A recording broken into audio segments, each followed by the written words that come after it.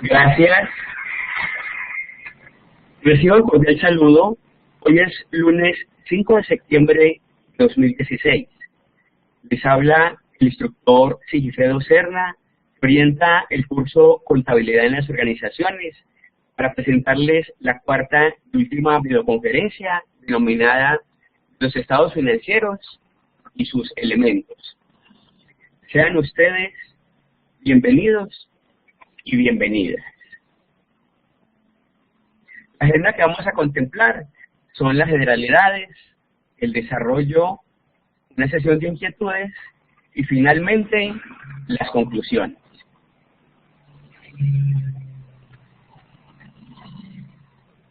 Hablemos entonces de los estados financieros. La información verídica, confiable y representativa de una empresa se refleja a través de los estados, es decir, el balance general y los estados de resultados.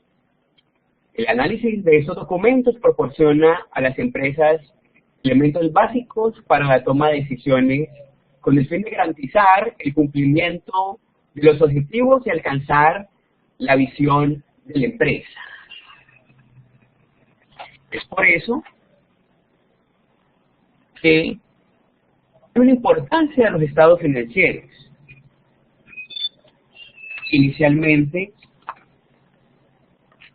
se dice que antes de entrar a definir formalmente los estados financieros conviene recordar algunos conceptos básicos con el fin de ubicarse dentro de la manera que se va a tratar.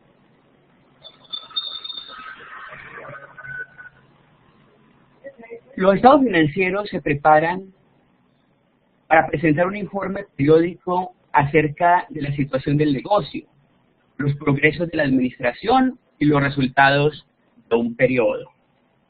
Estos constituyen una combinación de hechos registrados, convenciones contables y juicios personales. Las convenciones y juicios aplicados los afectan de manera sustancial y su idoneidad depende esencialmente de la competencia de quienes lo formulan y de su respeto por los principios y las convenciones contables de aceptación general.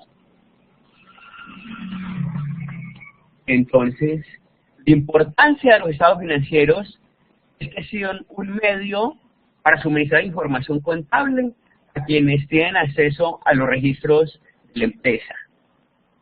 Y también a través de una tabulación formal de nombres y cantidades de dinero derivados de tales registros, reflejan a una fecha de corte la recopilación, clasificación y resumen de los datos contables. Los estados financieros básicos son el balance general y el estado de ganancias y pérdidas. Veamos entonces cada uno de ellos. Veamos entonces el balance general. ¿En qué consiste? El balance general representa la situación de los activos, de los pasivos y también del patrimonio. En otras palabras, representa la situación financiera o las condiciones de un negocio en un momento dado, según se refleja en los registros contables.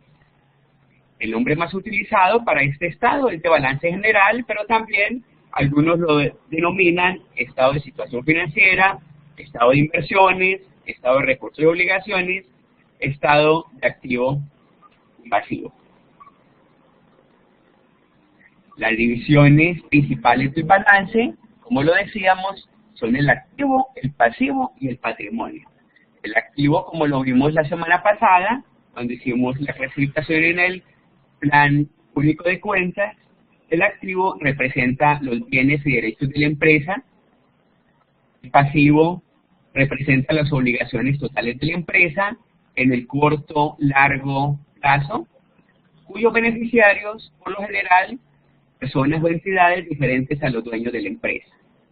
Y el patrimonio representa la participación de los propietarios en el negocio y resulta de restar el total del activo, el pasivo con terceros. El patrimonio también se denomina capital contable o capital social superable. El estado de pérdidas y ganancias se le conoce con los nombres de estado de rentas y gastos, estado de ingresos y egresos, estado de resultados o estado de utilidades. Este estado muestra los ingresos, los gastos, así como la utilidad o pérdida resultante de las operaciones durante un periodo determinado, que generalmente es de un año. Es un estado dinámico, el cual refleja la actividad. Ese acumulativo, es decir, que resume las operaciones de una empresa desde el primero hasta el último día del periodo estudiado. Tenemos entonces los principios de los estados financieros. Existen unos principios contables básicos aceptados a los que deben acogerse los contadores, los cuales abarcan las convenciones y normas y procedimientos necesarios para delimitar las prácticas contables desarrolladas con la base en la experiencia, el criterio, la costumbre. El conocimiento de estos principios facilitará una comprensión más completa, más profunda de los estados financieros. El primer principio, los datos contables deben de registrarse en términos de dinero, en Colombia en pesos, pero es conveniente la presentación adicional de datos que ilustren sobre los efectos de la inflación en los estados financieros. Toda transacción debe ser contabilizada por partida doble, ese es otro de los principios. Es decir, que sobre todo activo existen derechos o participaciones de los socios o acreedores. La empresa es una entidad distinta de los propietarios. Esta concepción es indispensable para sentar las bases contables. Un cuarto principio, se suponen las operaciones de un negocio en marcha. Ninguna empresa podría registrar sus operaciones con base a una inminente liquidación. Los ingresos se reconocen cuando el proceso de devengar está cumplido o virtualmente cumplido, se ha efectuado un intercambio económico. Y los ingresos y los gastos deben ser razonablemente equilibrados. También existen unas limitaciones de los estados financieros, como por ejemplo, los estados financieros tienen la apariencia de ser algo complejo, definitivo y exacto. Sin embargo, presentan complejidades, definiciones y limitaciones como las siguientes. En esencia son informes provisionales, ya que la ganancia o pérdida real de un negocio solo puede determinarse cuando se vende o se liquida. Por consiguiente, no pueden ser definitivos. Los estados representan el trabajo de varias partes de la empresa con diferentes intereses. La gerencia, el contador, la auditoría. Además, incluye una alta dosis de criterio personal en la evaluación y presentación de ciertos rubros. En una economía inflacionaria, la contabilización de activos y pasivos, por su cuantía original, no permite establecer en un momento determinado el valor y la situación real de la empresa. En este punto, los ajustes por inflación han venido subsanando, por lo menos en esta parte, esta limitación. Visto entonces el concepto de los estados financieros y la clase de los estados financieros, presentemos entonces las actividades a presentar en esta unidad. Como siempre, bajo estos modelos, son tres actividades. Un blog de rentabilidad, una evaluación y una evidencia de presentar un balance general y un estado de resultados. y se adicionó esta vez, pero sin calificación, que los aprendices realicen el sondeo de la evaluación del programa. La actividad del blog, ¿en qué consiste? Consiste en participar con el tema de rentabilidad. Se debe de hacer participaciones diciendo que es la rentabilidad. Algunos conceptos presentados por algunos de los aprendices dicen que es la capacidad que tiene algo para generar suficiente utilidad o ganancia. Por ejemplo, si el negocio de María será rentable cuando genera mayores ingresos que egresos. Un cliente es rentable cuando genera mayores ingresos que gastos. Un área o departamento de una empresa es rentable cuando genera mayores ingresos que costos. ¿Sí? Entonces se debe hacer esta participación en este blog. Una segunda actividad es la presentación de una prueba de estados financieros. Recuerden que para poder presentarla se debe haber leído el documento de apoyo. Vamos a desarrollarla hoy para ustedes que están participando. O los que ya la hicieron, entonces para que identifiquen cuáles fueron sus respuestas. La pregunta 1.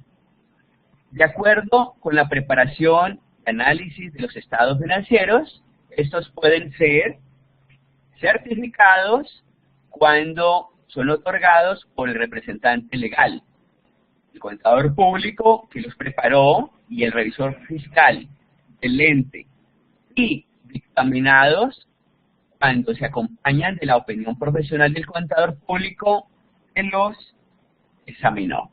Esos serían los dos huecos que había que llenar allí.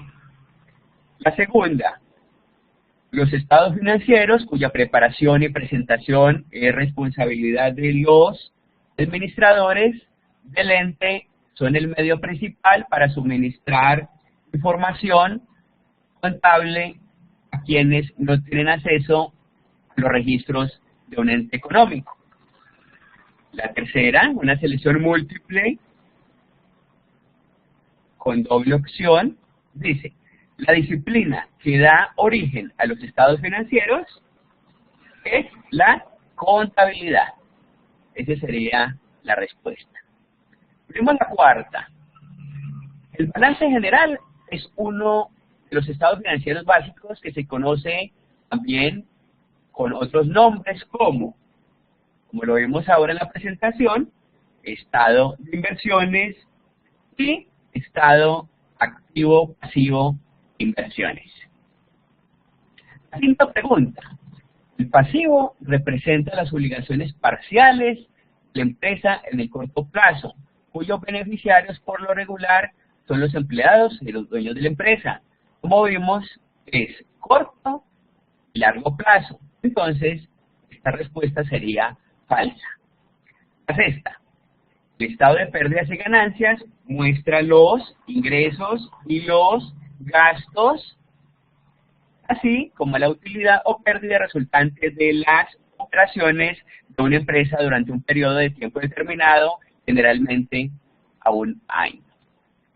La séptima pregunta, seleccione dos de las limitaciones de los estados financieros. Como vimos, incluye una alta dosis de criterio personal, es una limitación. Y tiene restricciones y ajustes en su presentación según el grupo para el cual se prepara, sería la otra opción. La octava, el estado financiero que muestra en forma combinada la situación financiera, los resultados de las operaciones de un grupo de compañías, es el estado financiero consolidado. La novena, los estados financieros, tal como lo requiere el analista para un estudio, deben ser complejos y extensos. haciendo énfasis en los rubros operacionales, es decir, aquellos que tienen que ver directamente con el desarrollo del objeto comercial de la empresa. Esto, de ser complejos y extensos, no es. Entonces, la respuesta sería falsa. ¿Sí? Bueno, ese sería lo referente a la evaluación.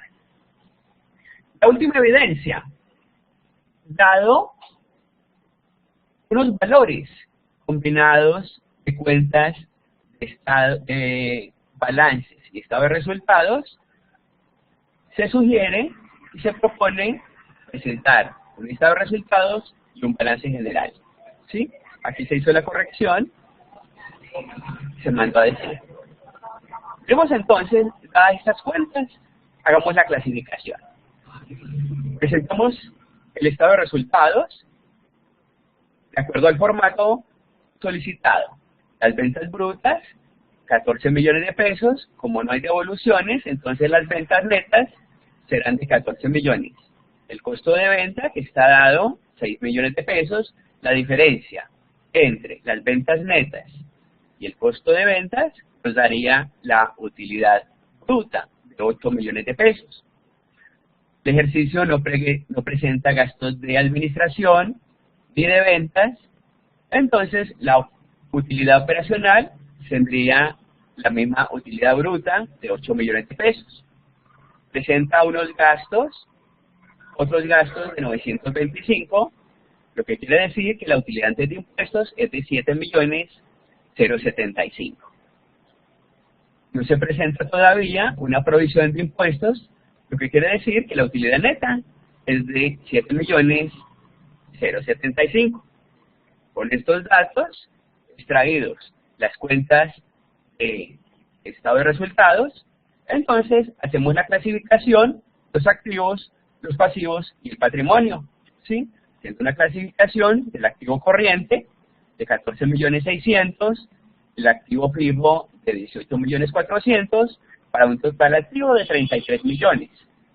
Referente al pasivo, un pasivo corriente de 7.425.000 pesos y un pasivo a largo plazo de 1.500.000.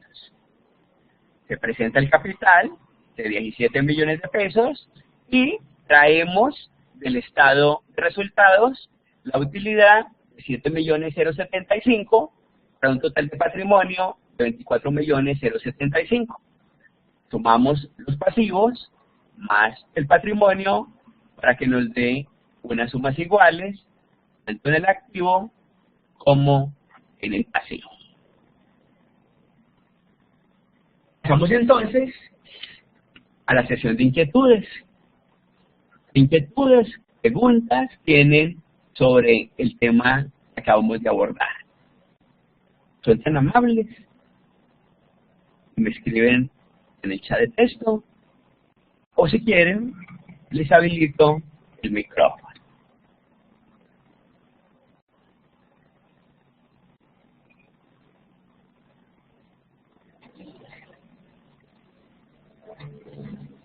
Si no hay preguntas,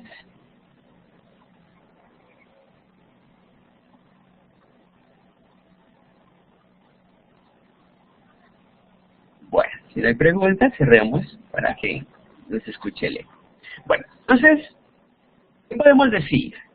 Vamos a hacer entonces una conclusión del tema visto hoy. Puede decirse que los estados financieros son el conjunto de informes preparados bajo la responsabilidad de los administradores del negocio con el fin de dar a conocer a los usuarios la situación financiera y los resultados operacionales de un negocio en un periodo determinado. Recuerden que todavía no está derogado el decreto 2649, ¿sí? En su artículo 20, a pesar de que ahora se están entrando las NIF, entonces sigue teniendo vigencia el 2649 y el 2650 acerca de la clasificación de las cuentas. Me queda por decir que el jueves se termina el curso, están abiertas las actividades hasta las 2 de la tarde para tener tiempo de que salga la lista de los aprendices que aprueban el curso. La invitación es a que continúen capacitándose a través de estos cursos que ofrece el Servicio Nacional de Aprendizaje SENA, con cursos complementarios o más avanzados como el que ustedes han ejecutado, y estoy muy complacido por los resultados y la participación que han tenido. Muchas gracias entonces, les deseo una buena noche. Si tienen alguna pregunta, alguna inquietud, con mucho gusto. John, ¿es tan amable? ¿Quieres hablar o me vas a escribir?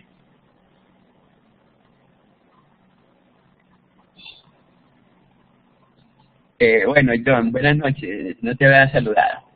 El curso se aprueba con las 4 actividades totalmente completadas, ¿cierto? Recuerden, ustedes deben tener 12, 4 por 3, 12, 12A, ¿sí? Entonces, el mismo jueves, tipo 5 de la tarde, ya saben quiénes aprobaron y quiénes pueden obtener el certificado. Recuerden que el certificado se les demora más o menos unos 15 a 20 días. ¿Sí? Lo pueden descargar de forma digital. ¿Sí?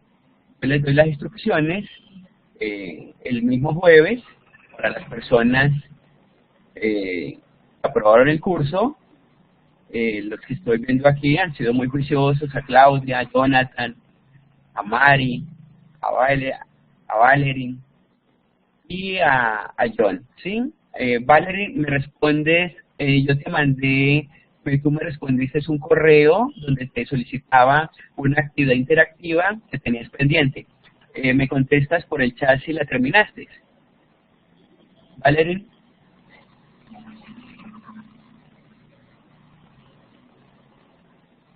Listo, gracias.